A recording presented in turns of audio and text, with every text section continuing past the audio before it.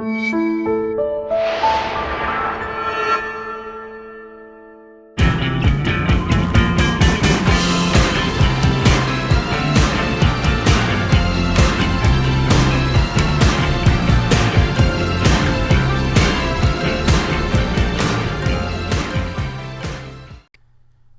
you don't mind indulging me, I'd like to begin this review with two confessions. Number one, I haven't seen all that much of Dragon Ball. I do know the basics, but I've only watched one of the origin retelling films and a small handful of episodes. I think I saw the first origin retelling movie, and let's face it, the scene where Bulma meets Goku has been retold countless times, almost as bad as the murder of the Waynes. I have seen it a lot in just casualness. Number two, Dragon Ball Z just might be the dumbest thing I've ever loved. I understand the series can be stupid, and I don't care. I adore every bit of its moronic scenes, error-filled continuity, borderline offensive writing, and character design. Love it. DBZ is one of those shows that just hits me on a base emotional level that when the writing frustrates me on what it is and what it could be, I kind of give it a pass. With that said, let's dig into the Dragon Ball Z movies. The interesting thing about them is that they aren't exactly canon with the regular series. A film can have a setup slightly different than what's going on in the TV show at the time. The timeline for, let's say, Tree of Might, for an example, just doesn't fit at the time that series was going on. Half those characters are dead, or I should say, in the other dimension. The movies work as a way as kind of introducing newbies to the universe without worrying about all that annoying continuity. A casual observer might pick up on the basics of what these characters are and what they're doing and what the show's about, so that's nice. Also, as a longtime superhero fan, I kind of get it. Maybe you can look at the films as sort of a bubble continuity in and of themselves, separate from the TV show. In ways of thinking like the DC animated universe from Bruce Timm, you wouldn't expect that to connect with the comic book universe or the new movies as well. Or like the Star Trek comics, you can actually reference what's going on in the TV shows and the films, but the films and TV shows do not care what's going on in the comic books. That's why I kind of find Dead Zone so interesting. Being the first Dragon Ball Z movie, it does kind of connect Dragon Ball and Dragon Ball Z. It shares qualities of both shows fairly evenly, and feeling like the end of the old series while giving us a preview of what's to come. And it does this with a simple story, not even pulling a muscle. So our tale begins with 4 mysterious foes attacking Piccolo, leaving him for dead. Even Kami feels his death, so it's totally not a fake out. So we cut to Gohan after that with his mother Chi-Chi. We're introducing them actually in this film series, and we quickly get to look at the relationship. And she's every bit of a helicopter mom that you might expect, wishing him to focus on his studies and worrying about every move he makes. When their father, the Ox King, shows up, he comes to visit, and just suddenly they're attacked by 3 of the same figures that took down Piccolo: Ginger, Nikki, and Sancho. They've come for the Dragon Ball that is attached to Gohan's hat. So, with Chi-Chi and Ox King down, it's just the easy matter of grabbing the hat off a 4-year-old and hitting the road. Wait, what? They kidnapped Gohan? But why would they do such a stupid thing? Oh, yeah, right. They're evil. Look, I'm sorry, DBZ fans. I know that these guys are super duper evil, and it makes them more macho and evil and awesome if they're just evil for evil's sake, but they're only making more trouble for themselves when all they had to do was grab the Dragon Ball. Hey, bad guys, you know that expression, taking candy from a baby? Well, it's a common expression because taking things from babies is pretty flippin' easy. Now that they have the kid's family and or authorities coming for them, endangering their mission to gather all the Dragon Balls. Okay, sure, once Garlic Jr. realizes who they took and what power levels Gohan may have, He does get the idea to raise him as a major soldier in his army. However, that goes nowhere. And the fact that the frackin' Goku might be coming after him doesn't seem to really bother him as much. However, they beat his wife and stole his child. So, yeah, that kind of thing usually bugs people. This idea of Garlic Jr. molding Gohan into his elite soldier goes nowhere. Gohan eats what looks like a ripe Malara fruit and gets drunk. Makes him act weird. Guys, we can't have drunk kids in a cartoon, can we?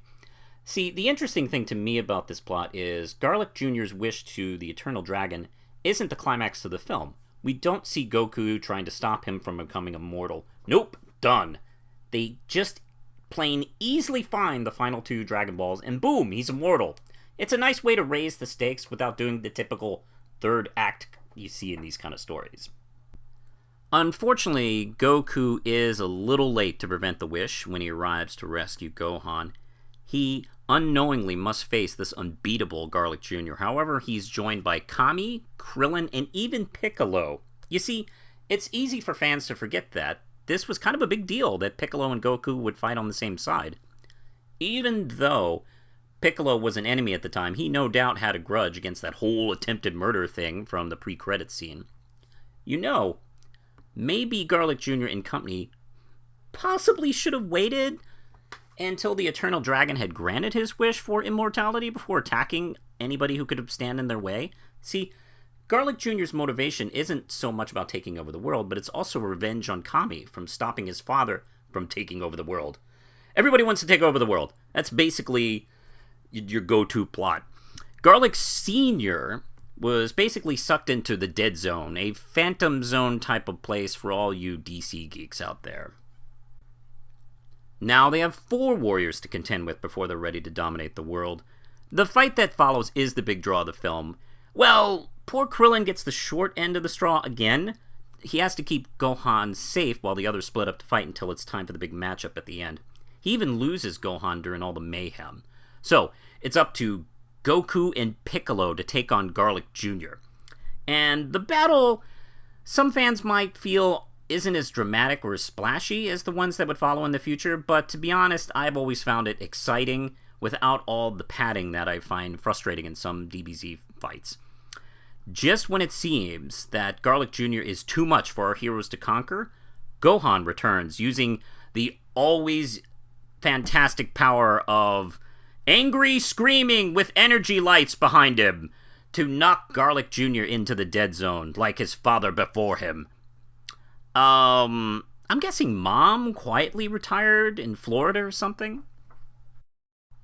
And so, because his men were too dumb to take a hat off a child, he's damned to an eternal life of a cold, dark, lonely void of nothing, without the sweet release of death to save him. Irony! And with the day saved, Goku and Krillin take Gohan home while Piccolo decides to fight another day. Gohan seems to have no memory of his power-up, thinking that his dad was the one that took out Garlic Jr., and Goku thinks it's probably best he thinks it. But Chi-Chi too? Yeah, way to go! Don't tell your wife that there might be something up with your child. I guess he figured it would be more funny if she discovered it out at the worst possible time. It's not like she's an overprotective mother or anything. Okay, that's basically Dragon Ball Z Dead Zone in a nutshell. What did I think of it? It's pretty enjoyable. Animation-wise, it's lovely to look at, especially with those 4 scenes at Goku's house and the Desert Kingdom at Garlic Jr.'s. I'd rather like the sketchy art style in the flashback and in Garlic Jr.'s fantasies of taking over Earth. The detailing on the abandoned castle as it's being torn apart by the Dead Zone is really nicely done. You can actually see that they took time and effort on those just few seconds that it's on screen. As a story, it isn't all that complex, but this is Dragon Ball Z, not Paprika. Even though a lot of the DBZ films don't really match up that well with the series, Dead Zone fits decently as a bridge connecting Dragon Ball and Dragon Ball Z. It also works as kind of a prequel to the series. Granted, if watched first, the fight with Raditz comes off as a bit repetitive. I mean, it's basically the same story with different outcomes. This film would be considered non-canon if it weren't for the fact that there's a direct follow-up in the DBZ series.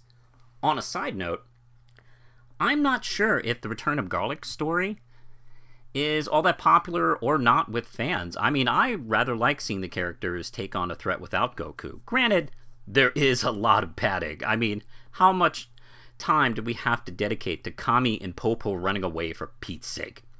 However, it did add to Gohan's overall story arc that began in this film, Dead Zone. A story arc that ended up kind of going nowhere with the Boo saga, but that is a rant for another day. Outside of Gohan and what Dead Zone means to his character arc, there is a little bit here for Piccolo as well. As I said, he and Goku are enemies at this point, and in the series he does change his outlook after Goku sacrifices himself to save not only Gohan, but the world. He realizes that it's impossible to hate someone as honorable as that, and at the end of Dead Zone, when it looks like Piccolo is about to get sucked up into the vortex of death, he is saved by none other than Goku. This film doesn't make a big deal out of it, but one could see that this started the wheels turning in Piccolo's head, that he might be a little wrong. There is no honor in hate. I mean, look where it got Garlic Jr. I'm giving Dragon Ball Z Dead Zone 3 out of 5 stars. And now a programming note about Anime Rewind. Hi, I'm the real Manos of Anime Rewind, and I originally envisioned this show as a monthly series. However, with my schedule, that's just not doable. So we're going to be doing this as a bi-monthly series from here on. And next episode should be February. So that usually means Valentine's Day and all that stuff. So the next episode is going to be an Anime Rewind Valentine's special with none other than Project Echo. See you next time.